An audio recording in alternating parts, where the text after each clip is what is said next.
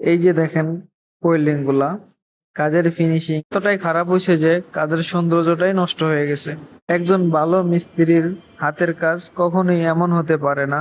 Border গুলি সোজা নাই, ফিটিং ঠিক হয় নাই, অনেক জায়গায় মাল হাফ ডাউন রয়ে গেছে, অনেকটাই হাফ ডাউন। এই ধরনের কাজ কয়দিন পরেই সমস্যা শুরু হবে, মরিচা ধরবো, আবার নতুন করে টাকা খরচ করতে হবে।